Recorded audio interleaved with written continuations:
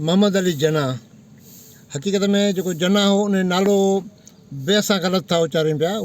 हुन ज़ाती जीणा ऐं जीअं त उर्दू में लूणु न आहे त उन्हनि जीणा खे जीना कयो ऐं जीना मां पोइ जनाह थी वियो। ऐं इन नमूने सां असां जे मुल्क में कूड़ खे सच बणायो वेंदो आहे ऐं हाणे दुनिया में मोहम्मद अली जना उनखे कोठियो थो वञे पियो। साॻी सूरत हाल कायद आज़म जीणा जी जेका पैदाइश जो जेको सिलसिलो हुयो उहो 50s ताईं जेके असांजा सरकारी किताब आहे उन में हुनजी पैदाइश झिरक ठटे जी ॼाणाई वेंदी ऐं उन में साईं अमीर गुल जेका मालूमात असांखे फ़राहम कई उन जा दस्तावेज़ बि मौजूदु आहिनि। तव्हां अॼु बि मोहम्मद अली जिन्ना साहब जेका पहिरीं शादी कई हुई उन जे निकाहनामे में इहे सभु शयूं जेके आहिनि डॉक्यूमेंटेड आहिनि।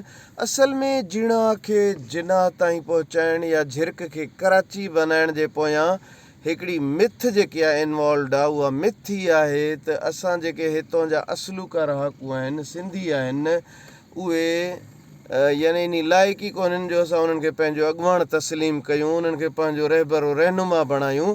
त हाणे हिन यानी हिकु शख़्सियत जी पूरो जेको बैकग्राउंड आहे उनखे तब्दील करे पेश करणु त बाबा हीउ मामिलो ई और आहे, हीउ सिंधी न हुयो, हिन जो तालुक़ु हिन ख़िते सां न हुयो। जॾहिं तूं जद्दी पुश्ती हितां जा ई हुया उनखे रुॻो ॿिए नस्ल जो साबित करण जे लाइ एॾी वॾी टेम्परिंग थी आहे, तारीख़ में टेम्परिंग थी आहे जंहिंजा सबूत बि मौजूदु आहिनि मुख़्तलिफ़ डॉक्यूमेंट्स जे सूरत में। इवन जेको नेशनल करिकुलम आहे उन में बि मौजूदु आहिनि। हाणे असां हक़ीक़त में इहो उन्हनि कम अकल दोस्तनि खे बावर कराइणु चाहियूं था त तव्हां चंड खे कॾहिं खारे में लिकाए नथा सघो, तव्हां ख़ुशबू खे कंहिं टोकरी में बंदि करे नथा सघो।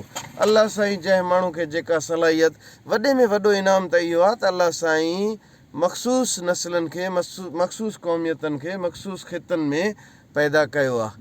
पोइ हू हिकिड़ा गासिब माण्हू अची करे उन्हनि जी तशख़ुस खे विञाए करे पंहिंजा तसलुत क़ाइमु करण जा हिकिड़ा कूड़ा जेके हरबा आहिनि उहे इस्तेमालु कंदा आहिनि, उहे बाक़ी न रहंदा आहिनि। सच जेको आहे उहो ज़ाहिर थी रहणो आहे। इन नमूने सां कूड़नि मथां कूड़ असांखे पाकिस्तान स्टडीअ में असांखे तारीख़ में असांखे पढ़ाया वञनि था पिया, सेखारिया वञनि था पिया ऐं नए नसुल खे कूड़नि जे अंबार हेठां दॿाए थो वञे पियो। मिसाल तौरु पाकिस्तान हिंदुस्तान आज़ादु जेके थिया राति जो 12 बजे खां पोइ उन्हनि जो ऐलान थियो आज़ादी जो। त पाकिस्तान पहिरियां जेके 2-3 साल हुआ उहो 15 अगस्त ते पंहिंजी आज़ादी मल्हाई, पर हाणे जीअं त 15 अगस्त ते हिंदुस्तान जी जेका आहे उहा बि आज़ादी थी त असां त उन्हनि खां उत्तम आहियूं न। तंहिंजे करे हिकिड़ो ॾींहुं असांखे अॻु में आज़ादु थियणु खपे ऐं पोइ असांजे माण्हुनि उन 15 अगस्त खे फिराए करे 14 अगस्त करे छॾियो, हिकिड़ो ॿियो कूड़। ऐं त दोस्तो मां पई ॻाल्हि कई मिसकॉन्सेप्शन्स जी, मिसकॉन्सेप्शन्स कुझु ॿिया बि आहिनि। मिसाल तौरु जना जेको आहे उहो बेसिकली मुंड में शियो हुयो, ख़्वाजा शियो हो, जंहिंजे हुनजे निकाहनामे में इहा ॻाल्हि लिखियलु आहे।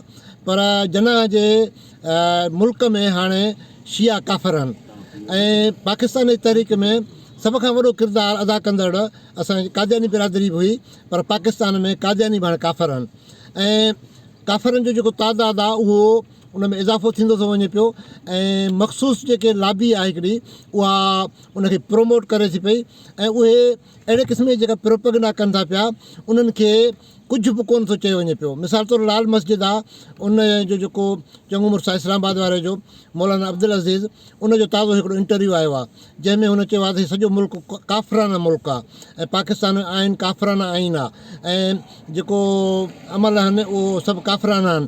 हाणे अहिड़ा माण्हू खुलेआम इन क़िस्म जूं ॻाल्हियूं कनि था पिया, उन्हनि ते को बि एक्शन कोन थो खजे पियो। पर जेकॾहिं को फज़ीलत वारो माण्हू, को हक़ सच वारो माण्हू का ॻाल्हि करे थो पियो त उनखे धसण में देरी कोन था कनि पिया ऐं उन जी जेका असां बूइ बि नथी लभे, उनजी ख़बर बि कान थी पए पई त उनखे धरती खाई वई या आसमान खाई वियो। त जेसिताईं असां इन्हनि मामलनि खे दुरुस्त न कंदासीं हीउ मुल्क जेको आहे उहो ॾुखियाई सां हलंदो।